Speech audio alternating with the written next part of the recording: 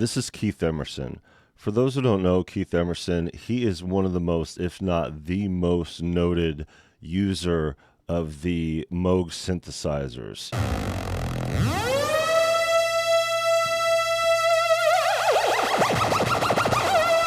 I still use this as part of my keyboard rig because nothing else makes a sound like it, really. When you crank it up in a stadium, it can hurt. This video here is 8 years old. It's the 50th anniversary of the Moog synthesizer. So Keith Emerson is usually on these documentaries, considering how close he was with Bob Moog and the relationship that they had and his relationship with the synthesizers. The link's in the description for it.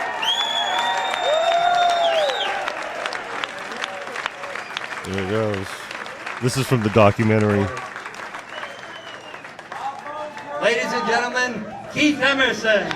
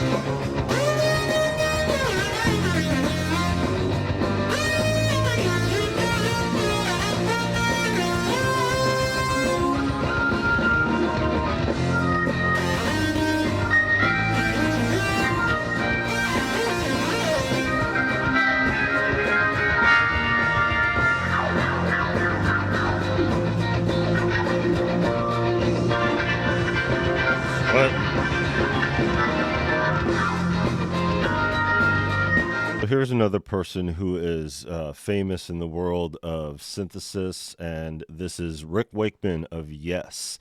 Now, for those who don't know, I grew up listening to Yes because it was my parents' favorite band. It was always playing throughout the house with the big speakers. One of the reasons why I wanted to mention this is because Keith Emerson, along with Rick Wakeman, had a similar relationship with Bob Moog. So I just wanted to play this real quick. I used to use 4 on stage for Yes and then 4 around. And I think the Mini Moog is... Because I had was it the P model, the one that was the modular one? Yeah. I had that, but for on the stage, there has never been anything to surpass it. I mean, it changed the face of music. Absolutely changed. I mean, for the first time, we were talking on the radio station the other day, when you could, for the first time in your life as a keyboard player, you could go on and give the guitarists a run for their money. Because before, the guitarists were always nice and loud. Oh, here comes the keyboard solo. Really quiet, everybody going. But suddenly we had something that was louder than them, would cut through concrete. I mean, when you saw guitar players, they hated it. When Keith's the keyboard player, oh shit, he's got a Mini Moog. So they're looking for 11 on the volume control. It's the only way they can compete. And there's, nobody's ever come up with anything like the Mini Moog, and they won't. It's to me, that's the most important keyboard instrument that's ever been made. I'm not saying that because you stand there, but it is. It's the most important one that's ever been made, because it changed the face of music for people. It was absolutely fantastic. And I bow before you forever.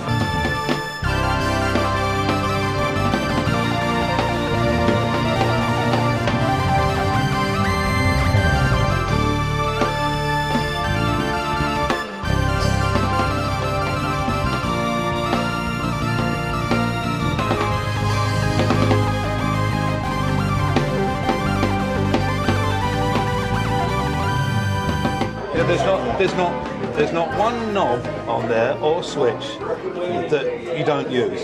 Yeah. That's not just taking up space. It does something. It has a function. Everything. Yeah. Yeah. How many things are made today that you've got? Probably you don't use 90% of what's on them. As you guys know, there's a very specific reason why I'm going through all this, and this is it right here. You may have heard today's announcement that Moog Music has been sold to Inmusic. Where do I start?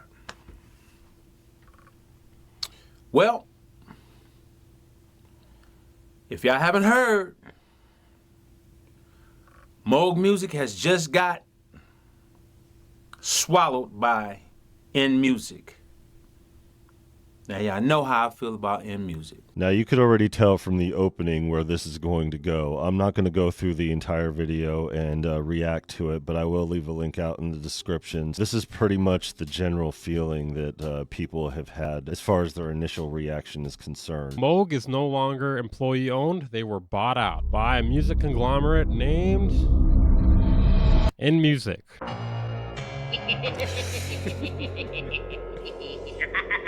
Shout out to Weaver Beats. Yes, the same people that own Akai, Alesis, M-Audio, Denon, Newmark, Rain. I know what you guys are thinking. Behringer One. And this could be good, but it's most likely bad. Moog said that this partnership with Inmusic presents new opportunities to overcome long-standing challenges and strengthen the company. And if we can use what happened to Akai as a reference ever since they were bought out by Inmusic, it's not good. Leveraging Inmusic's global distribution and supply chain network will facilitate greater accessibility for Moog instruments around the world. Furthermore, Moog's music deep expertise in analog synthesis will enhance the capabilities of Inmusic and its exclusive brands. So I wouldn't be surprised if in the future there are cheap mass-produced Moogs, and honestly, if a Moog MIDI controller comes out, I'm going to vomit. Moog's analog synth history may be good news for other affiliated brands though. I don't know if there'd be anything more cursed than a Moog MPC hybrid. Ugh. From what I could gather online, Moog, Inmusic, and maybe 2 people online thought that this was a good move. And therein lies the majority of concern out there. And for those who don't know, as far as being employee owned, it was only 49% employee owned. The 51% was company owned. So there wasn't really any decision making or power from people who actually worked there. Michelle Moog-Kosa. Yay! I think that deserves a round of applause and a cheer. Hi, everybody. Yay. There we go. Rhymes with Moog. There's been a 4-letter word that's been bandying around quite a lot lately. It just happens to be in the middle of your lovely name, and that is, of course, the news that Inmusic have acquired Moog Music Inc. And everyone's talking about it. A new chapter of innovation and collaboration is being promised through the acquisition of Moog Music. Inmusic is headed up by a gentleman called Jack O'Donnell, and over the last, I would say, 25 to 30, probably more years, he has been acquiring companies and, shall we say, developing them. I think that's maybe the polite term. The latest one to join that fold is our beloved Moog Music, who are now coming under that brand. This is just an important time to remind everybody that the Bob Moog Foundation is an independent 501c3 nonprofit organization. We are not associated with Moog Music, nor are we funded by them, although we do have a friendly relationship with them. Mm-hmm. So the acquisition by Inmusic in no way involves our organization. So it's business as usual at the BMF. Business as usual. The Moogseum is open. We are welcoming hundreds of people a week in. We are forging forward with Dr. Bob Sound School, and we are working hard to preserve the Bob Moog Foundation archives. Fantastic. And you're doing a great job of it, as always. I have heard everything that everyone else has heard and read everything else that everyone else has read. And the conclusion I came to is that I personally don't want to levy any judgments before Inmusic has had an opportunity to prove themselves. And It will be up to them to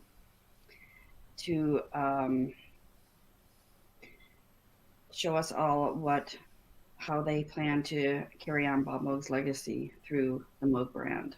Absolutely. Yeah. So it's a little tough, but I'm just trying to take it one day at a time. Yeah, sure. And see what unfolds. When I received news that the sale had been finalized, I was had some unexpected feelings about it. And I realized that they were just linked to me being through these kind of things with my father over the span of his career. And the loss of R.A. Moog to Bill Waitana in 1971 was the first, of course, and then there was Norlin, as you noted. And then there was the loss of the trademark. I can't even really say loss, to be honest, because Dad didn't even realize it was coming up for renewal. And then Don Martin grabbed it. And then he had to fight to get that back. And then he was running Big Briar, and then he ran out of funds to do that, shall we say. And then he brought on a business partner who was eventually the person who arranged for the sale of Moog music to Inmusic. So there has been a lot of undulations in this storied company. I think that's the main concern here, is carrying on the legacy. And if Jack O'Donnell is any representation of carrying on legacy, just look what he did to Roger Lynn, which is on everybody's mind. But as she noted here, there's a shaky history involved in the people who are dealing with this business. So when it comes down to it, there's a lot of concern because a lot of us have a personal relationship. I think that's the main thing with it. I'm kind of on the same line as far as giving Inmusic a chance and figuring out what they are going to do moving forward. Judging by their history, it's not looking good, but I will reserve judgment myself as far as things go. I wanted to put this video up here just kind of to get a less contentious mood going, especially for Father's Day. Rest in peace to my dad, who, he was all about this stuff. And, one of the things that shaped me as a musician before gangster rap took hold of some of these synthesizers and started, making them prevalent in the era of hip hop as well. So I just wanted to give a shout out real quick to the Moog Foundation and everybody involved in this conversation. And we'll get through it as we normally do, and we'll see how things go. So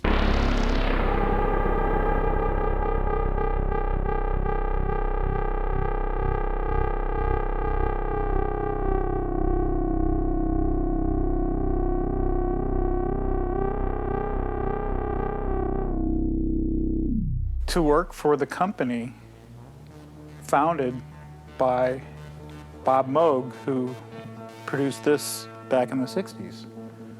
That's cool. To work on synthesizers for a living, that's cool. It's a lot more interesting than other forms of high tech, computer related this or computer related that. It's like, yeah, that's great, that's fun, but it's not beautiful. It's just stuff.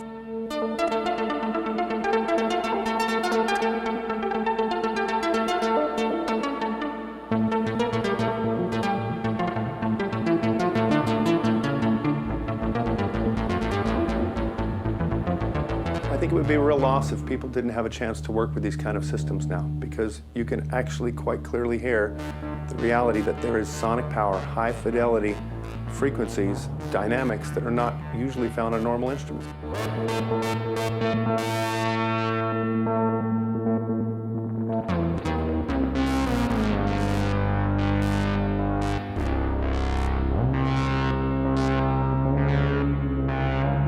I think today people are actually more comfortable with this kind of technology, being able to use it and be more creative with it than they were even in the old days when it first came out. That was a new kind of thinking. It was a new kind of access to sound control. Now we've had decades of it. People are not afraid of it. In fact, they want to push the boundaries further. So the ideas still work really well. The ideas of simple modularity give us much more sonic power than even we used in the 60s and 70s when these were new.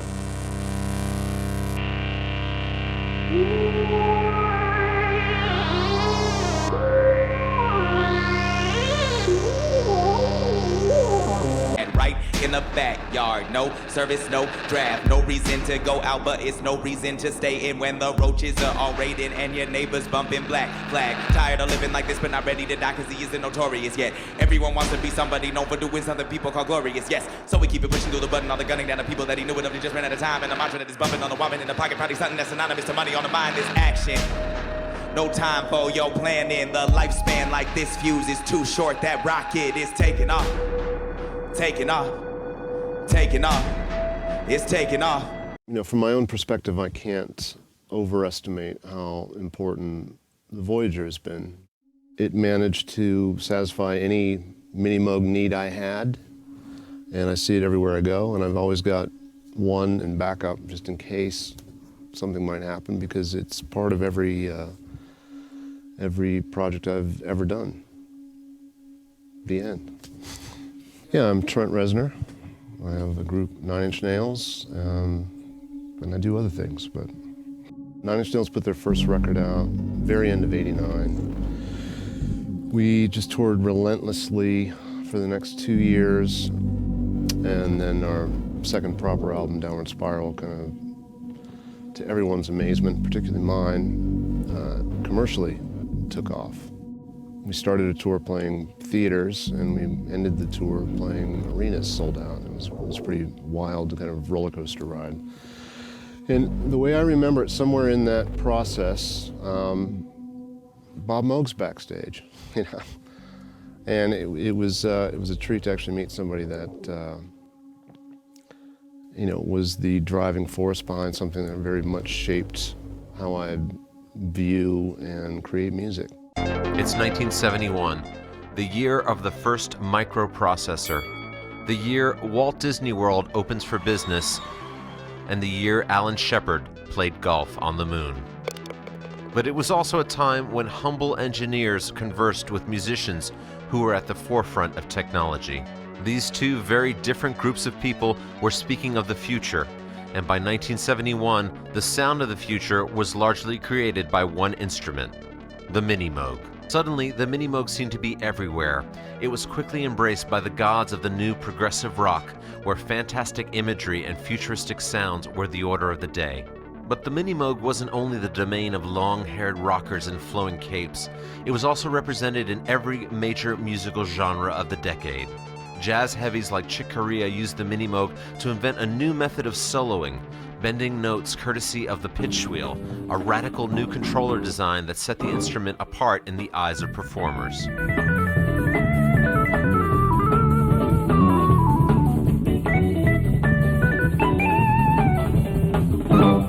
And Kraftwerk, that legendary German band of electronic pioneers, used the Mini Moog to craft their vision of tomorrow.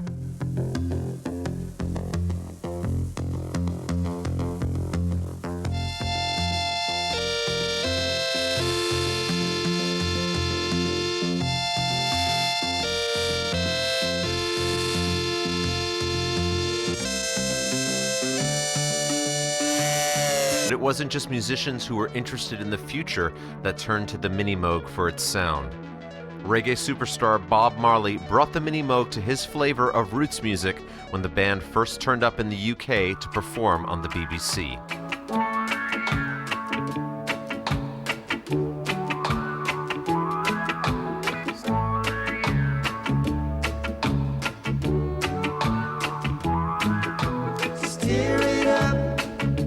And as the decade drew to a close, rock futurists such as Gary Newman opted to feature the Mini Moog and synthesizers like it while stepping completely away from organic instruments entirely. Before it made its way to the stage, however, the Mini Moog found its origins here.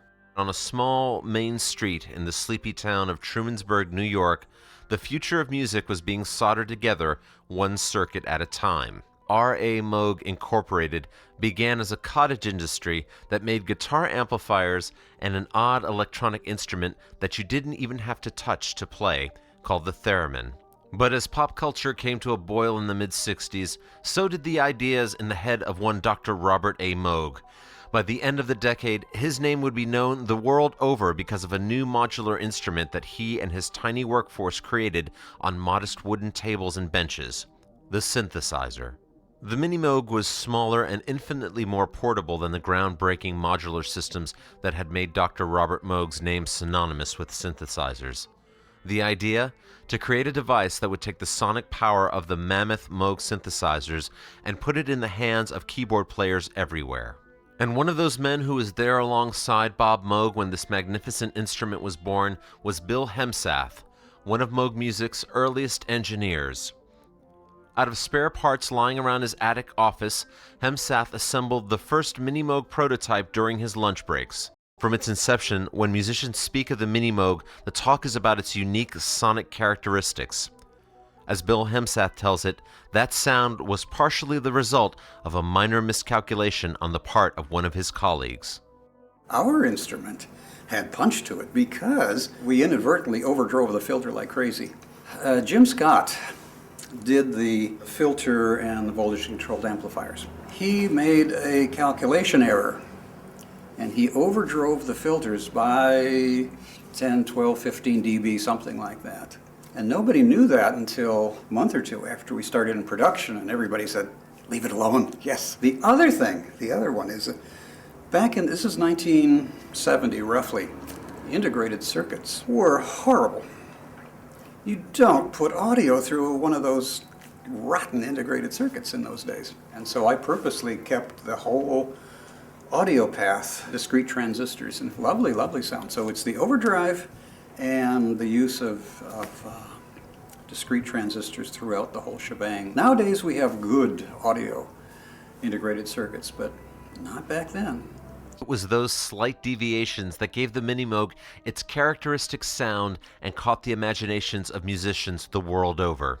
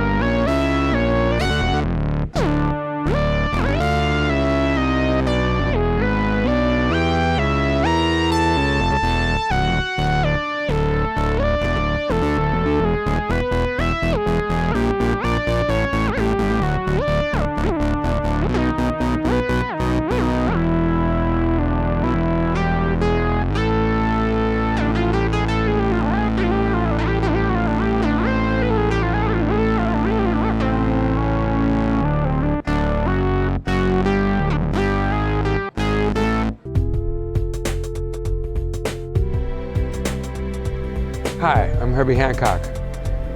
The Bob Moog Foundation is carrying on the educational vision of Bob Moog,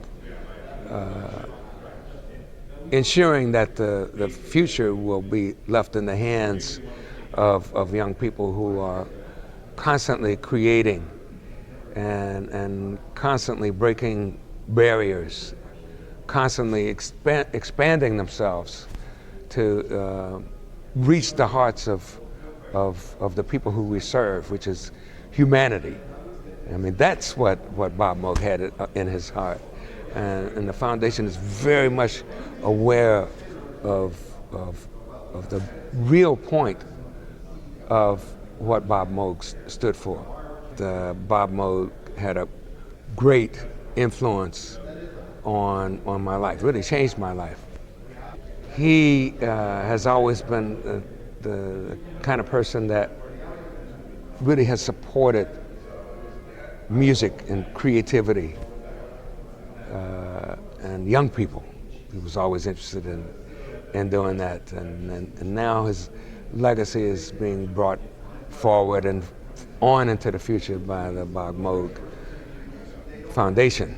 The idea of science and music and how they can interplay is at the heart of what the Bob Moog Foundation is doing.